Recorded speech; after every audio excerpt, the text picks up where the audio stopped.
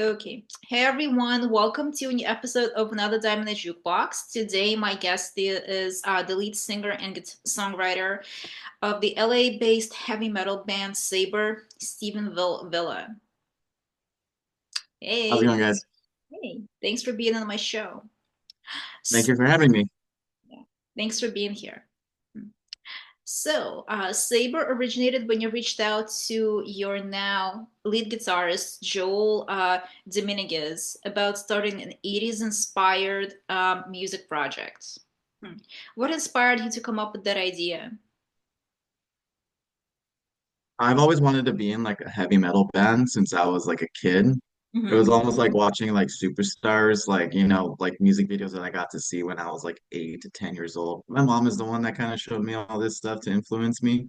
So yeah, I've always had a dream. So that's kind of where it inspired by. Hmm. I see. And how old were you, like when you reached out to Joel about starting Saber?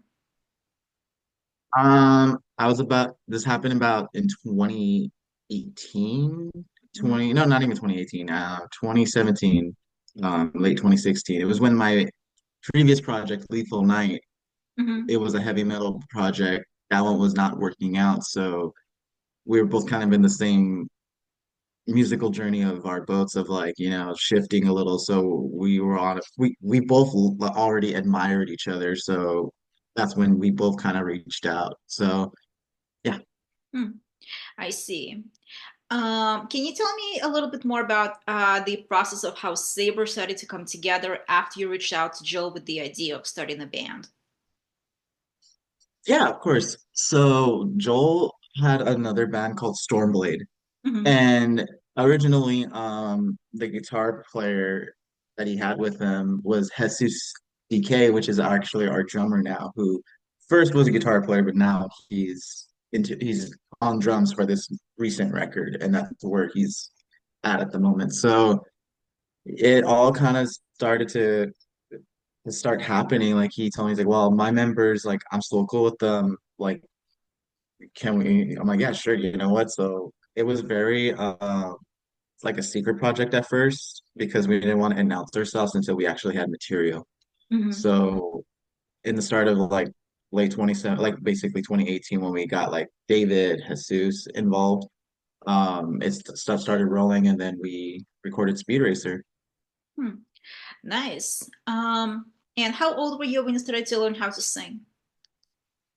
I've been singing since I was a kid, so um, professionally, I started learning when I was in high school, but in middle school and like elementary, like my mom always did like kind of like volunteer me into like choir. So, but it wasn't like serious though. Like I would just kind of be joining into different things, but also to like, just, listening to like British Steel at a very young age, like, and trying to replicate that like at that around my age is like, I've always kind of practiced.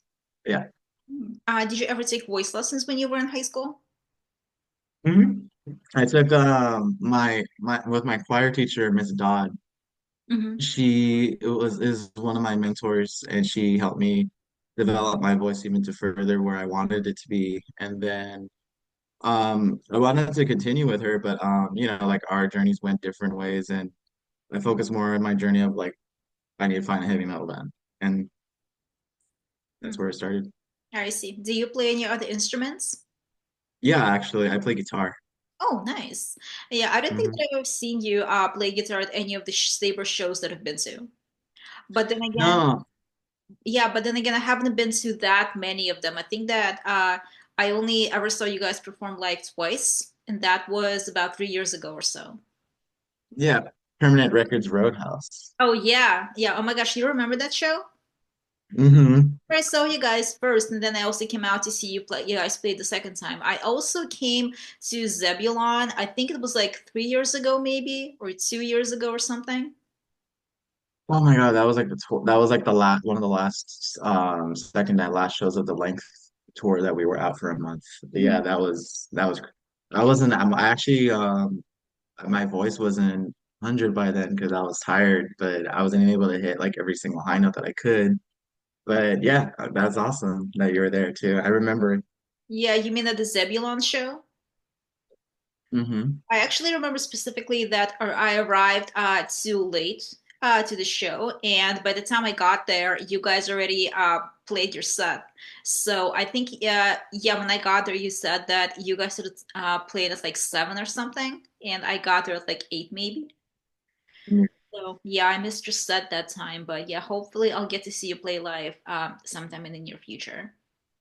Of course, yeah. We got some shows lined up locally. Mhm. Yeah, I'll be on the lookout for those. So what bands were you involved in before you started Saber? So my first project was a progressive thrash band called Skepter, with a K, and similar like kind of like name of Saber, but we were yeah, progressive thrash band. So we were influenced by like Watchtower. The main person who was running the band was Jeff. He wrote everything. He just needed a singer, like, and I was new to the game, so I was like, yeah, I can sing like what you guys want because they wanted me to sing like Toxic and Watchtower Mhm. and like Anthrax type of vocals, like thrash speed metal vocals. So that was my first like first ever band as like under that genre. And then we made a full length.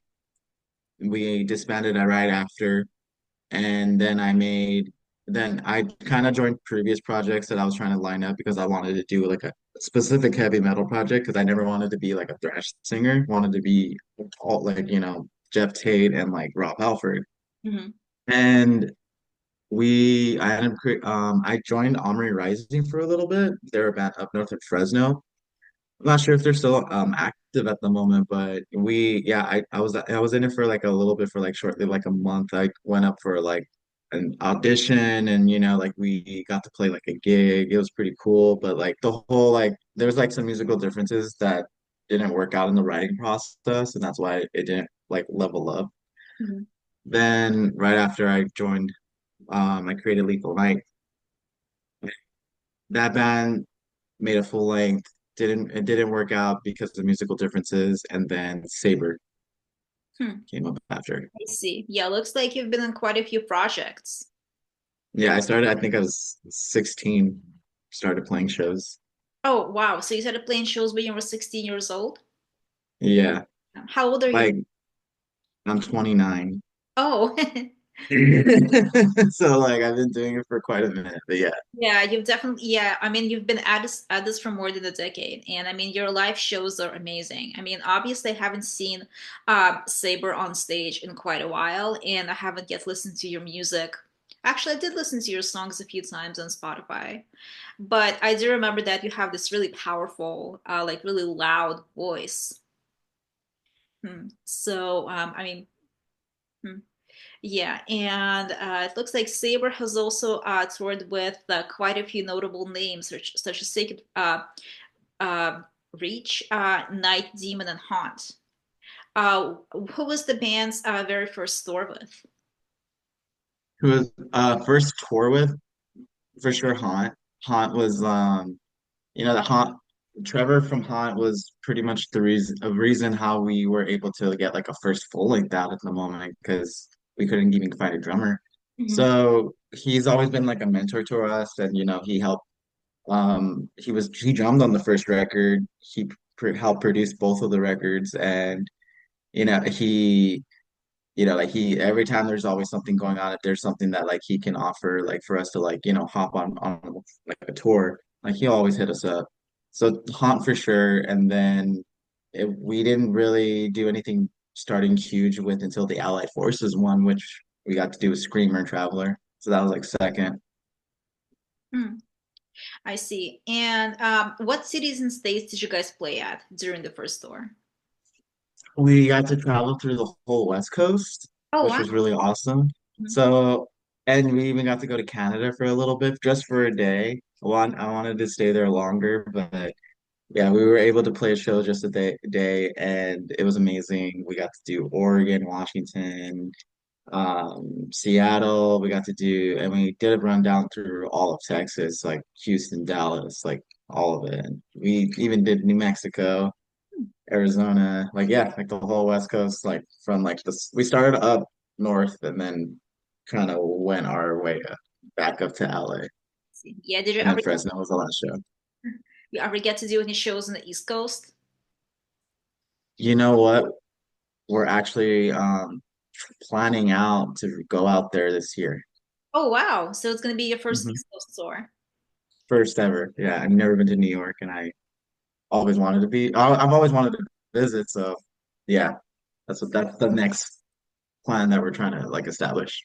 Yeah, I see. That's gonna be exciting. I mean, I haven't been to New York since I was about 17, so it's also been a while for me. Yeah, any other cities you got lined up on the East Coast besides New York? Um, well, not it's not 100% confirmed yet, but all I know is that it's a 3 week tour that we're trying to establish ourselves with a few other bands that are up from the Bay and like up north a little bit. So we're gonna do a small East Coast run. So New York for sure, New Jersey, and so far that's all I know that's officially confirmed, but the booking is still happening. I see. Yeah, and when is the tour gonna happen again? We're looking maybe towards September. I see. So later this year, like way later. Yeah. Yeah, so you guys still have some time. Well, yeah, I bet you're looking forward to it, huh? Oh, absolutely. Mhm. So what was your most memorable tour experience so far and why? Definitely ally forces. It taught me a lot um as a person, as a musician, and like what you really have to go through if you really want to if you really want to strive for like the top, you know? And it's a whole different experience, and that really opened my eyes to things and shows me how much I want to to be better and do different. Hmm. I see. So you performed at events such as Beer Fest, Disciples Metal, and Hell's Heroes Fest. Um, was there any institutional events that felt particularly special for you and why? Thing Decibel Beer Festival, that one was really awesome. We got to play at the beautiful Belasco Theater, and they hosted us very like nicely. Like they were like, we were able to even get like a merch part of like where all the merch was selling. Like that was a good experience. And I think closely to like what was like times 10, even to more of a hospitality and more of an amazing experience is Hell's Heroes in Texas. Mhm. I see. And so the event that you where you performed at the Belasco Theater, that was the Hell's Heroes Fest, you said? That was the Decibel Beer Festival Oh, 2020. I see. Yeah. Oh gosh, I just actually went to the Belasco Theater to see Hanson play there in November. So yeah, it's Sweet, how definitely was that? yeah, it was awesome. I mean, they're one of my favorite bands ever. I love the show. It was amazing. They played so many of my favorite songs, and the venue was really great as well. Yeah, it's definitely. Awesome. Mhm. Yeah. So, your debut album, Without Warning, was released back in 2021 and was extremely well received. Are you guys planning on releasing a sophomore album anytime soon? Yes, that's the Lost in Flames that just came out Oh, until February 7th. it was just released. Yeah, Oh gosh, yeah, Lost in I Flames. need to check it out. Okay. Well, those were all the questions that I had for you, Steven. Thank you so much for being on my show. And I definitely look forward to seeing you guys play live. I will check out your new stuff. And everyone, please like, comment, and subscribe to my channel. And I'll see you in the next episode. Thank you. Bye. Bye-bye.